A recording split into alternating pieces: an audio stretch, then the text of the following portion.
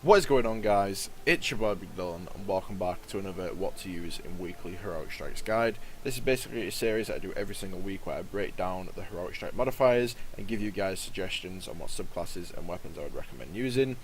So for the modifiers this week, we've got Heroic, enemies appear in greater numbers and are more aggressive. Specialist, special weapon damage is favoured. Exposure, Guardian shields are increased but do not replenish. And last but not least is Airborne, players deal more damage while in the air. So two really good modifiers this week being Specialist and Airborne. This is exactly what I've been using. I've literally just finished doing my Nightfall and some strikes myself, and this setup works absolutely great if you're a Sunsinger Warlock. Definitely give this a shot. Basically, the way I've been using my Sunsinger is just basically jumping and throwing my grenades whilst I'm in midair, which is taking advantage of the Airborne modifier. Lord of Wolves absolutely melts through everything this week. Icebreaker as well, if you're more of a sniper, also a great option. But again, you're not going to be able to jump and shoot very accurately, so again, obviously you're not going to be taking advantage of Airborne as much. So shotguns are definitely a better option this week, along with fusion rifles and sidearms. As far as primary weapons go, again, just any pretty much primary weapon will do. Hand cannons do seem to favour, obviously because of Airborne. You have that increased in air accuracy that hand cannons obviously are a lot better at shooting whilst jumping. Scout rifles, again, I like to use my scout rifle just because it's got reactive reload and crowd control and explosive rounds. It's completely ridiculous and overpowered. Heavy, again, something that's easy to use like a rocket launcher will suit you perfectly fine. Something like a Gjallarhorn, again, if you have one, this thing will absolutely destroy as well. Just make sure you jump and shoot whilst you're obviously blasting off your rockets to take advantage of Airborne. As far as subclasses go for the Warlock, again, Sunsinger is perfectly usable. Any subclass, I mean, is pretty decent. I mean, if you're using Stormcaller, again, you're going to sort of have to jump every now and then whilst you're using it, so you can take advantage of Airborne. Easiest one by far will probably be the Voidwalker. If you run a Scatter Grenade, or, I mean, I suppose you could run the Obsidian Mind as well, which is probably what I would end up doing. Probably run something like Shatter, just make sure you're jumping whilst you're shooting off your Nova Bomb, and you're definitely going to be taking advantage of Airborne. Anyway, that's pretty much going to do it for the Warlocks. Let's jump over to the Hunters. So for Hunters this week, again, pretty much any subclass is going to be usable. First one that I'm definitely going to recommend giving a shot this week is going to be the Golden Gun, or Golden Slinger, however you want to pronounce it. But with Celestial Nighthawk, this helmet, again, it gives you 6 times the amount of damage in one Golden Gun shot.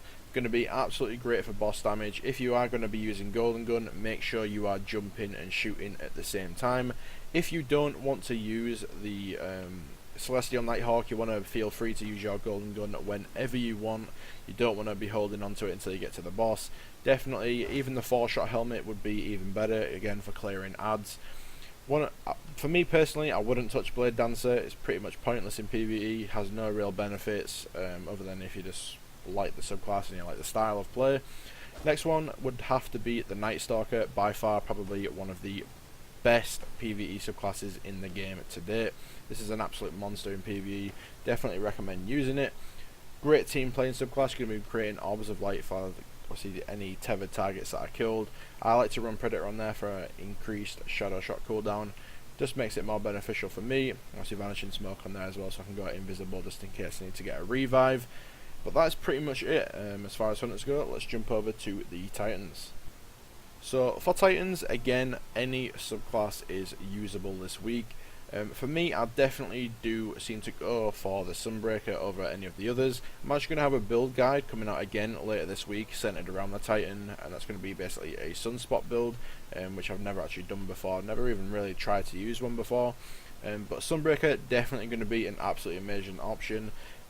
With Airborne being a thing this week, you might want to maybe center around Sun Charge, and obviously just jump and shoulder charge all the enemies. You're going to be getting a hell of a lot of damage from Airborne being granted there.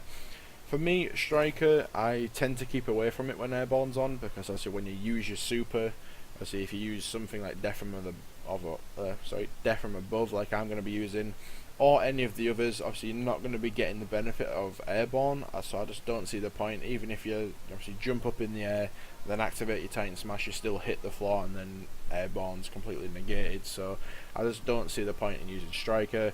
If you want to use it, you're pretty much using it for the grenades that you want to place above doorways, maybe run something with Aftershocks. That's completely your decision. Other one for Defender, again, more of a team playing subclass, probably run Weapons of Light or something like that if you're running in a team and you want to melt through your bosses as quickly as possible with something like shotguns, then obviously that is also a great option.